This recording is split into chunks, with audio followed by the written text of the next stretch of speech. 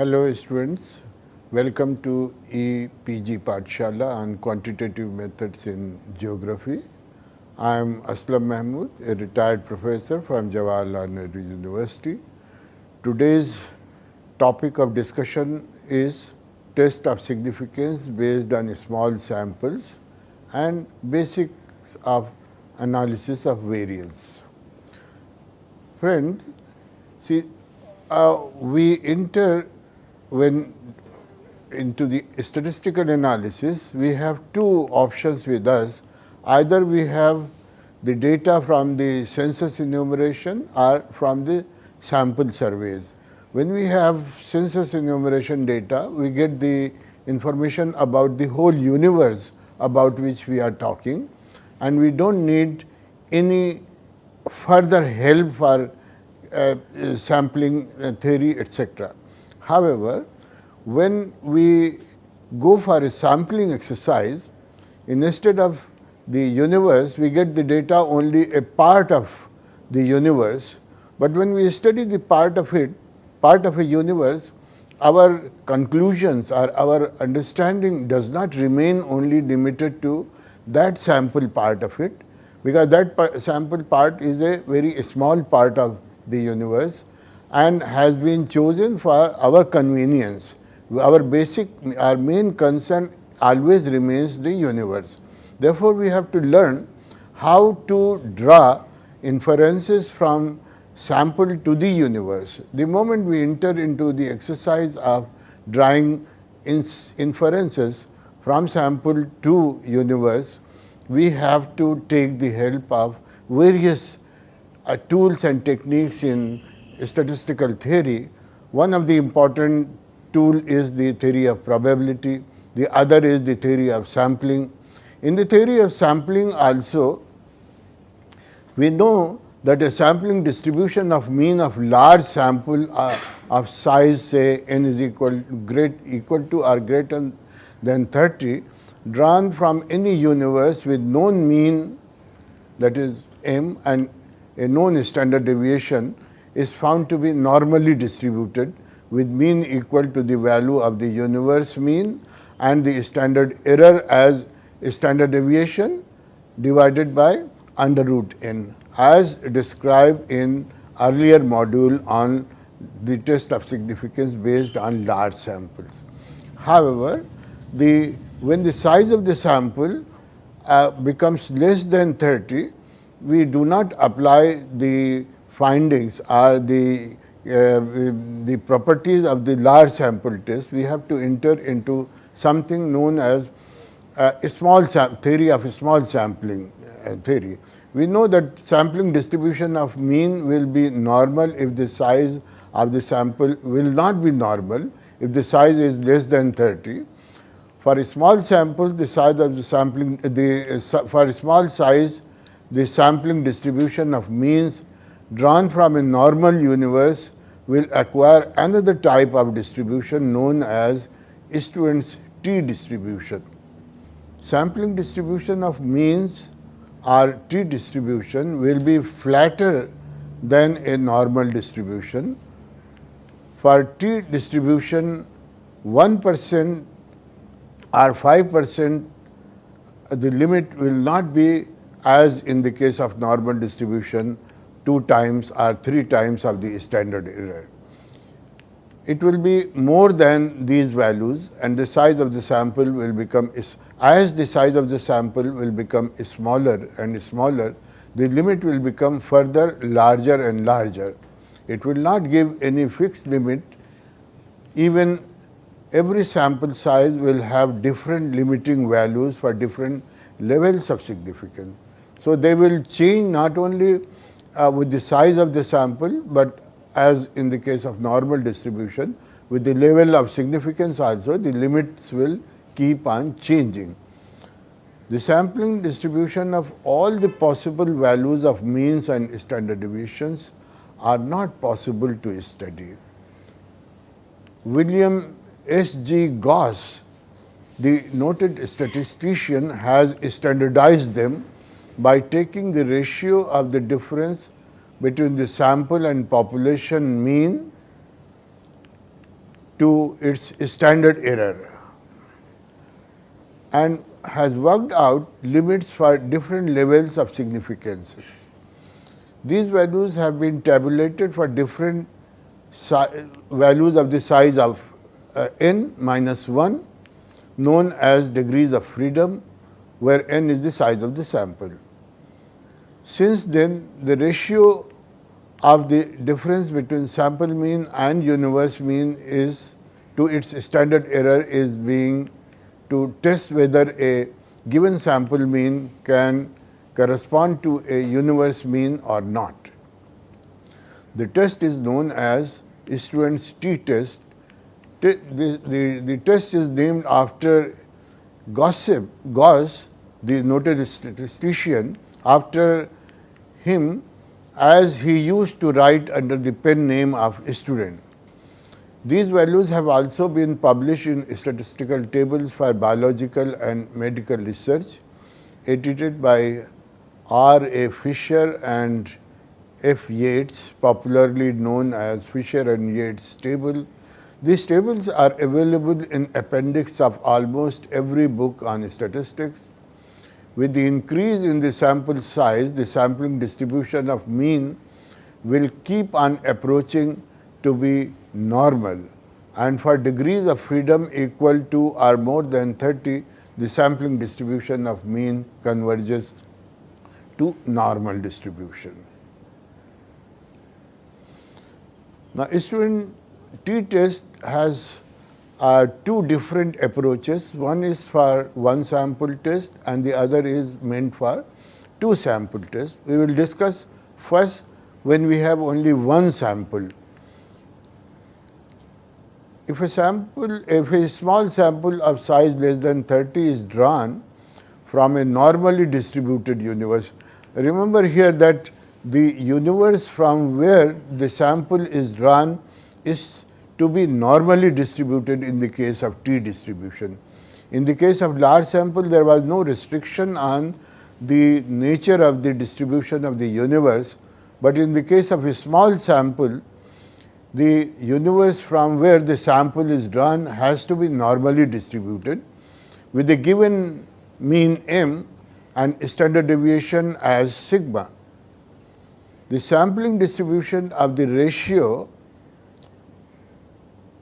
t, which is modulus value of difference between sample mean and the population mean divided by the standard error, standard deviation divided by under root n, which is the standard error, will follow t distribution with n minus 1 degrees of freedom.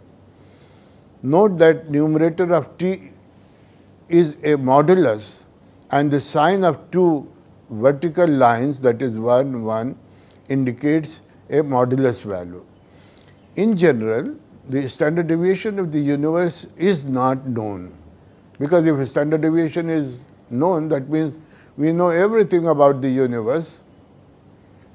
So, it is not known. In such cases, we estimate it from the standard deviation of the sample only and use a slightly different formula given below, which is t is equal to the difference between the sample and the population mean divided by sigma upon under root n minus 1. Earlier, when in place of standard deviation, we know the population standard deviation, we use the sign under root n. But here, if it is not known, we replace it by the sample standard deviation and divide it by under root n minus 1, where sigma is the standard deviation of the sample.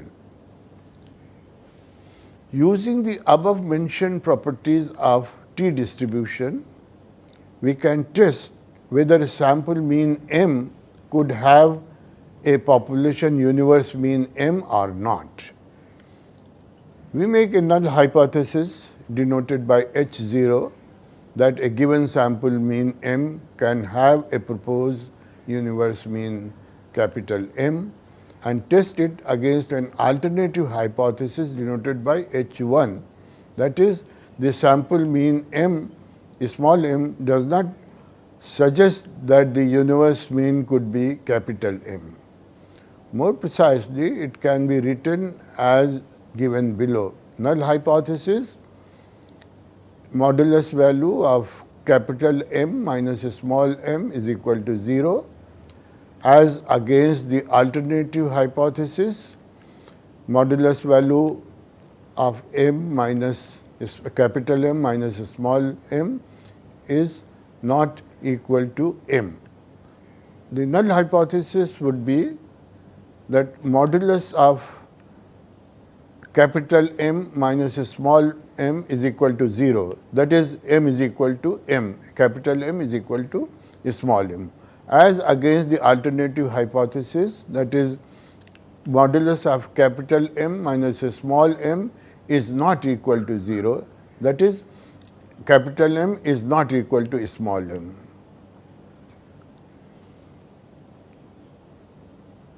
Under the null hypothesis, the calculated value of T statistics will be as shown here. If the given sample meets the proposition of the null hypothesis, calculated value of T should be less than or equal to the tabulated value of T at 5% or 1% level of significance for n minus 1 degrees of freedom. In such a case, the difference between proposed m, that is capital, and the observed m, that is the sample mean, that is the difference between capital and small m, will be considered as insignificant at the given level of significance, and the null hypothesis will be accepted. In case the calculated value of T ratio is found to be more than the tabulated value, the difference is said to be significant at the given level of significance, and the null hypothesis will be rejected and the alternative hypothesis will be accepted. That is, alternative hypothesis is that capital M is not equal to small m, or modulus value of capital M minus small m is not equal to 0. The absolute value of T ratio should not exceed the tabulated value of T for n minus 1 degrees of freedom. These table values are given in annexure for few level of significance with this module. In most of the cases, we choose these values for either 1% or 5% level of significance, as level of significance more than 5% or more than 10% will mean a higher level of probability of error. It is also to be noted that the rejection of the null hypothesis that modulus value of capital M minus small m is equal to 0 at say 5% level of significance will mean that the given sample mean m suggests that the universe mean cannot be considered as capital M. It could be more than m or could be less than m. Since the probability relates to either of the two events, it could be 2.5% for less and 2.5% for more, and we call it a two-tailed test. If we take only one possibility, say universe mean could be more than m, its level of significance reduces to half, and the test will be known as one-tailed test. Thus, the same value of T for two-tailed test at 5% level of significance will correspond to only 2.5% level of significance in one-tailed test. One can verify the above point from the limiting value of T test given in annexure. If the calculated value of T exceeds the table value, the absolute difference between sample mean and universe mean, that is m minus capital M minus small m, is said to be statistically significant, and so the null hypothesis is rejected, and we conclude that the universe value of the mean could not be considered as capital M.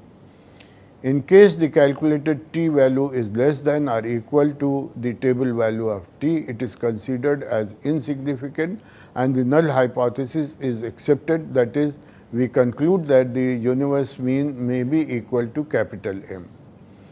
Now, let us show it by taking an example. Agriculture productivity of farms of a given region is normally distributed over a space. A random sample of 10 plots is drawn and their productivity x in terms of 1000 rupees per acre is found to be like given here. Does the data suggest that the mean productivity of the universe could be rupees 20500 per acre? In the present example, M is equal to, I have worked out the value of the mean, is found to be 20.5 thousand rupees, 20.5 thousand. The value of standard deviation is given, which can be is not given, which can be estimated from the sample as sigma. Sample mean M also will be worked out from the sample values as shown below. You see, here in the table we have shown the calculation of computation of the sample value of the mean and sample value of the standard deviation. Sample value of mean is equal to 182 100 per acre, and sample standard deviation is found to be 581.5 divided by equal to 20.104. Now, the tabulated value or computed value of t would be the ratio of the population mean minus sample mean divided by sample standard deviation and divided by under root n minus 1, which comes out to be 2.862. The table value for t for 9 degrees of freedom. 9 degrees of freedom means n minus 1, n in this case is 10, 10 minus 1 is 9. The table value of t for 9 degrees of freedom is found to be 2.26 at 5% level of significance and 3.25 at 1% level of significance. Thus, now we see that our computed value is more than the 5% level value, tabulated value, but less than 1% level of value. So, we note that it is significant at 5% level of significance, but if we take 1% level of significance, it is not found to be significant. It is only significant at 5% level of significance. Explanation. Now, this when a given value is found to be significant at 1 and not significant at other level of significance, this can be explained in the context of the above example. The result of t test given above shows that the null hypothesis of the mean productivity of the region, the universe, could be 20500 per acre can be rejected with 5% probability of error only. That is, it is significant only at 5% level of significance. However, if we want to be more accurate, we have to accept the null. We should not reject the null hypothesis. We should accept it as it is not significant at 1% level of significance. It is insignificant. So, we accept it at 1%. That means, if we do not want more error, we should not go for rejecting the hypothesis. We should accept it. and we can, if we reject it only, we carry some amount of risk of error, that is the 5%.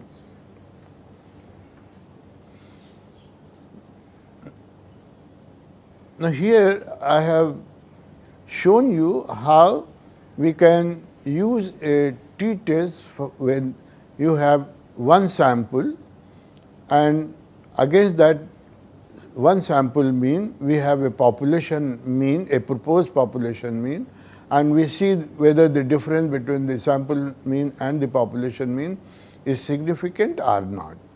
We may have two universe, two populations, and we draw two samples from each universe with the question in mind that whether the two universe have equal mean or not. So, in the above case, we had one universe which has normal distribution from where a sample was drawn. Another important situation in which t-test can be helpful is when we have two universes both normally distributed and have common variance. This common variance is something very important to know, that we have two universes which may differ in terms of their mean, but should not differ in terms of their variability, and they should have a common mean, common variance, whose mean values are not known. With the help of the sample means of the random samples drawn from each universe, we can test the null hypothesis whether their universe means are equal or not. Thus, if two small random samples of size n1 and n2 are drawn from two normally distributed universe, suppose R1 and R2 with equal mean m1 and m2. Here we are presuming that they have equal mean and common variance. The sampling distribution of absolute values of the two means, that is m1 minus m2, will follow the t distribution when the t ratio is given as shown here. Here t is equal to modulus of the difference of the two mean divided by s into under root 1 upon n1 plus 1 upon n2, where s is the common variance, common standard deviation, or common s square will be the common variance. With n1 plus, this statistics will be distributed as t distribution with n1 plus n2 minus 2 degrees of freedom. Also, S is the pooled estimate of the common variance of both the universe. If S is a common variance and a common standard deviation, and F is not known to us, we can also estimate it from the sample standard deviations, as was the case earlier also. From the two standard deviations, we work out a common standard deviation by pooling them. And we use the formula given here, that the pooled estimate of the common standard deviation is equal to standard deviation square, that is variance is equal to summation of the values of the first sample minus their mean and square all the values and add them, plus summation of all the values minus of the second sample minus their mean and square them, and we add all such square and add all such differences. The summation of the two such sums is divided by the common size of the sample n1 plus n2 minus 2. This will give you a pooled estimate of S square, which is the common variance of the two samples. In two samples case, the null hypothesis would be that two universe mean capital M1 and capital M2 are equal. That is, M1 is equal to M2. against the alternative hypothesis that M1 is not equal to M2. The procedure of testing the significance of T would be almost same as was in the case of one sample given above. We have to calculate the T ratio as defined above from the sample data and compare it with the tabulated value of T for N1 plus N2 minus 2 degrees of freedom. Earlier degrees of freedom were N minus 1 because there was only one sample. Now, since there are two samples, it would be the summation of their number of observation minus 2. Now, before applying to T tests to two samples, we have to test the equality of the variance of two universe also from the sample variance with the help of F test. See, basic assumption to start with was that the two universe have equal variance. Now, the T test will be applicable only when this assumption is true. Now, this assumption can also be tested by taking the two sample standard deviation or variances with the help of F test. If S1 and S2 are two independent sample estimates of the variances of two normal populations, where S1 square is as shown here and S2 square is shown here, and we denote the larger value of S as S1 so that S1 is greater than S2, then under the null hypothesis that their population variance may be same, the F test as is the ratio of S2 and S1 square and S2 square will be used here, S1 square divided by S2 square, with degrees of freedom being n minus 1 comma n1 minus 1 comma n2 minus 1. F ratio gives a distribution which varies according to the numerator degrees of freedom n1 minus 1 and the denominator degrees of freedom, that is n2 minus 1, indicated in the parenthesis with F values like F values. The values of the F ratio are also given in appendix of almost every book on statistics. These values are borrowed from Fisher and Yates ratio tables referred above. Now, the whole thing, the two sample tests of significance, again we explain in further detail by taking an example. We can apply T test as given above only after ascertaining that the variance of two regions R1 and R2 are same by testing the significance of the ratio of the two sample variance S1 square and S2 square. F test. For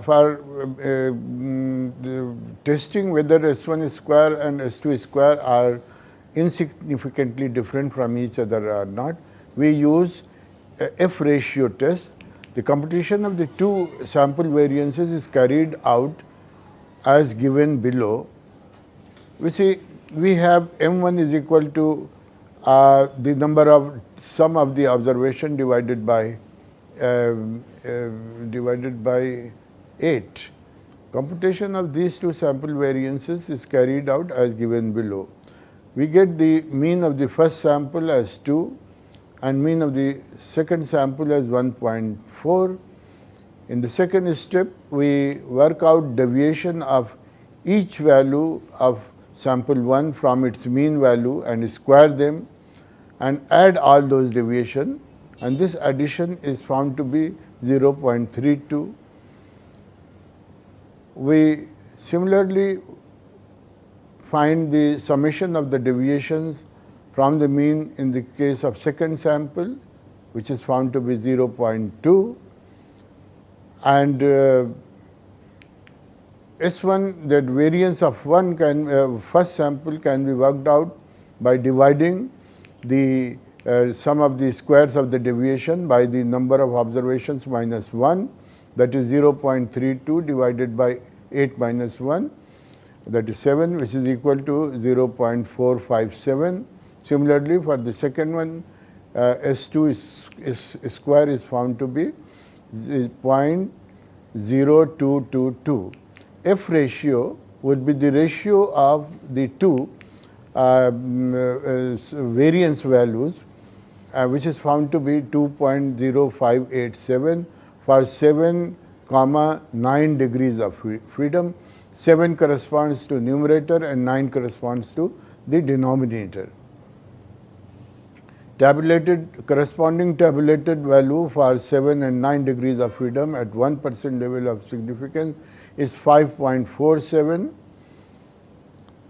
So, our calculated value of f is much lower than the tabulated value, hence it is insignificant at 1% level of significance, and we conclude that the two regions may have equal variance. Now, once the equality of the variances of the two universe has been established, we can go for the t-test. In the t-test, the null hypothesis would be the average yield of wheat per acre in two regions is equal. Against the alternative hypothesis, average yield of wheat per acre in two regions is not equal. Now, pooled estimate, since we have found that the variance of the two samples are insignificantly different, we can find out a pooled estimate of the variance of both the universe, which is given here and is found to be 0.182, and the t ratio then can be computed by taking the modulus value of the difference between the two sample means divided by the pooled estimate of S, that is the standard deviation of the two universes is 0.1802 divided by under root of 1 upon n1 plus 1 upon n2, that is 1 upon 8 plus 1 upon 10, which the ratio is found to be 7.02. The tabulated value of t for 16 degrees of freedom at 1% level of significance is 2.92. As our computed value of t is 7.02, here it is found to be much higher than the tabulated value, our limiting value 2.92. Thus, t value is statistically significant at 1% level of significance, suggesting that the two regions R1 and R2 differ in terms of their universe mean. Note that if a t value is significant at 1% level of significance, it will be automatically significant at higher level of significances also. So, there is no need to check its significance at 5% level of significance. Friend, this completes my discussion on the test of significance based on small samples using the t-test for one sample as well as for two sample problems. I hope you enjoyed it, and we will meet on some more such discussions. Thank you very much.